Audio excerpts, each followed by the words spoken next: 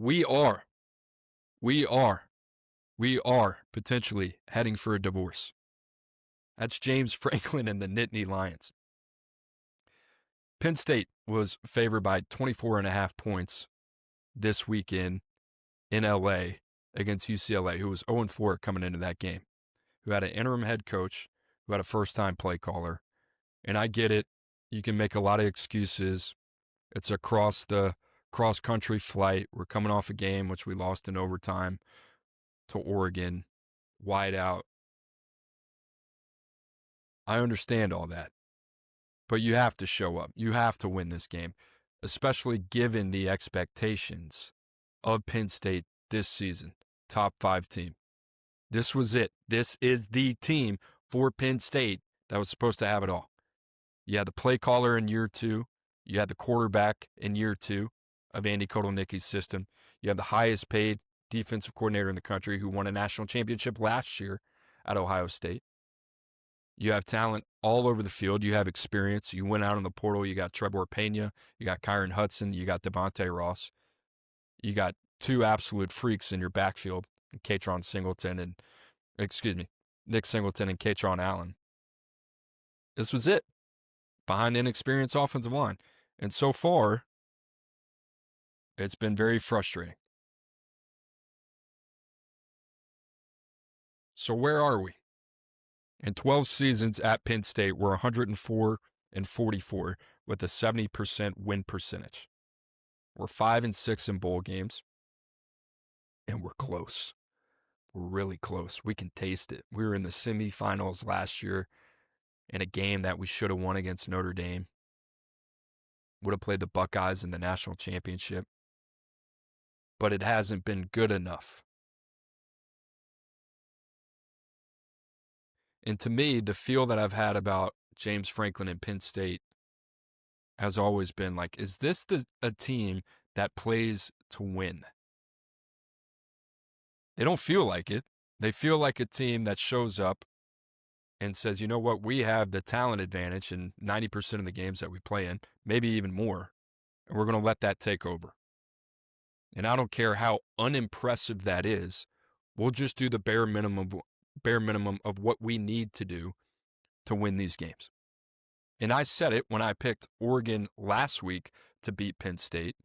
Until James Franklin and his Penn State team show an ability to win games that they typically don't, I'm not going to pick them in those games. This one was different.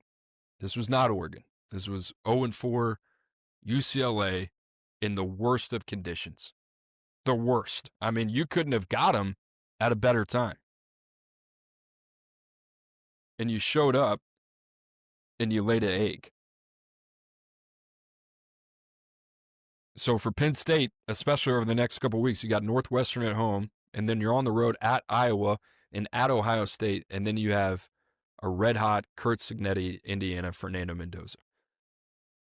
So wherever you sit on what side of the fence of the James Franklin Penn State marriage in the future of it, you will have your answer of where this marriage is going in about 4.5 weeks.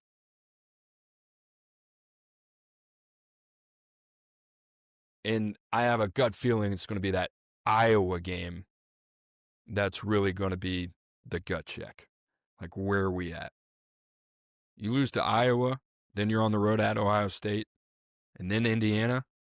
Those are all 3 capable teams capable of beating your ass. You might be saying, whoa, Iowa? You get my point. So I find it fascinating because I look at Penn State and I zoom out and I say they do a lot of things right from a CEO standpoint, from a recruiting standpoint. Recruiting, I would say they're on the higher end of good.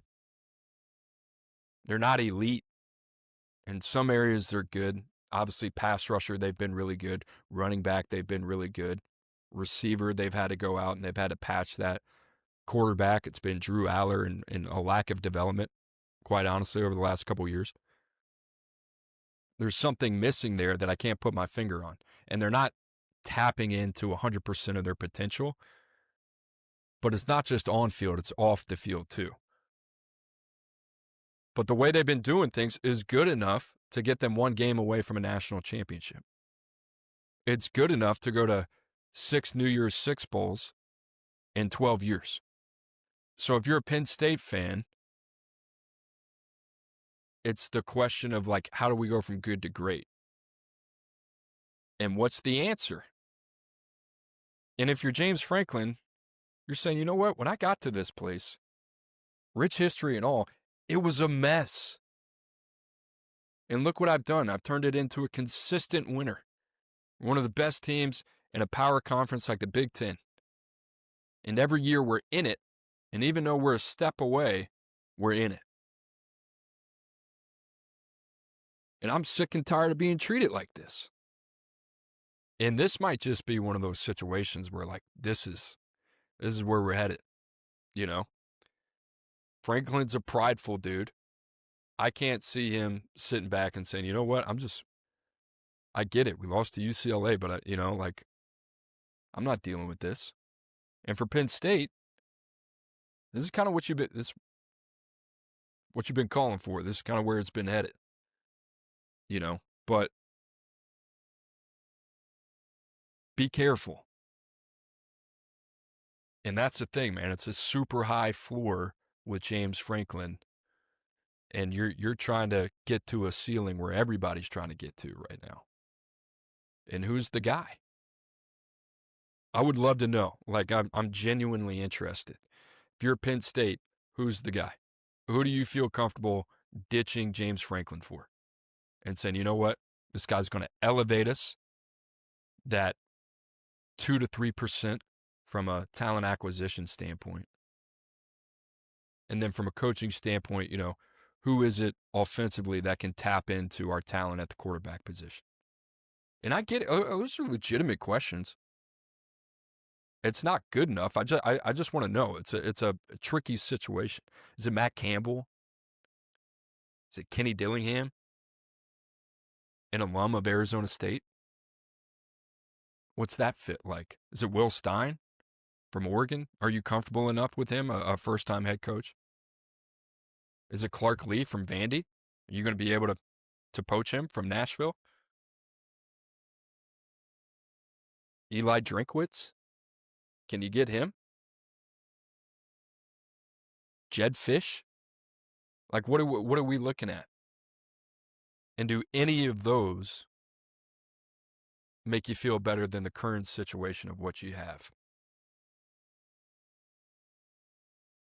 Maybe, maybe not. I don't know. It's a dangerous game. And here's the thing. Penn State is close. They are close. And people are going to say, how can you say that? They just lost to UCLA. I've seen that before. I've seen that play out before, believe it or not. And what I mean by that is that type of situation where a team just doesn't show up. But, like, the foundation is there. The parts are there. And it's just this constant tweaking. Now, the question that I have about James Franklin is, like, are you doing enough? Are you doing what Mario Cristobal did this last offseason with Miami? Are you overhauling the positions that you need? Are you doing what Dan Lanning did? Had to get 3 new starters on the offensive line? Like, are you taking adequate positional units and turning them into a plus? And although you might not have a lot of those, are you being that aggressive to go out and win a national championship? And my answer to that in the past is we're doing the minimum amount. I like Devontae Ross. I like Trevor Pena. I like Kyron Hudson. And I'm not even saying receiver is where this conversation starts. I just thought those were kind of like, yeah, I like it. I don't love it.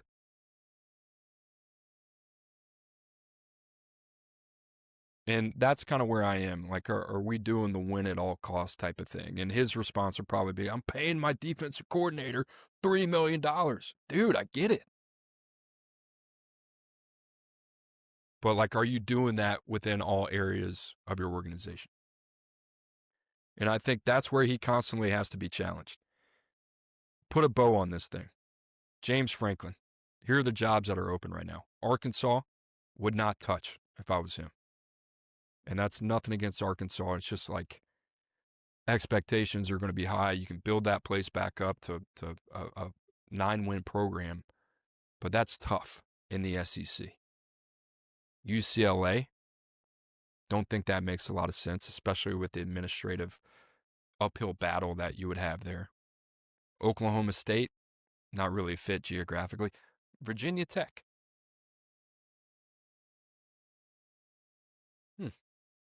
Hmm. He's from Pennsylvania. I get it. He's coaching at Penn State. Penn State has done a really solid job in the DMV. And if I was James Franklin, and if I was looking for a program that wanted to win, that had some rich history and that had all the foundations and geographical resources to be successful, but they just needed the right push and the right vision and the right voice from a guy that's been there, done that before. And I'm looking at a conference right now where Virginia's playing well. Tony Elliott's got it going. Clemson sitting there at 2-3, and you're wondering that the identity of that program going forward. North Carolina, absolute disaster. NC State, like, hold on. I'm looking at Virginia Tech, and I'm saying that's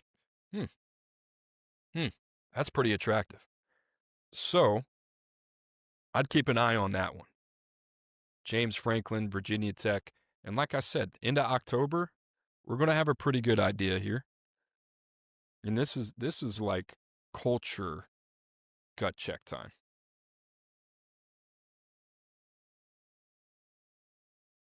That's where we are, man.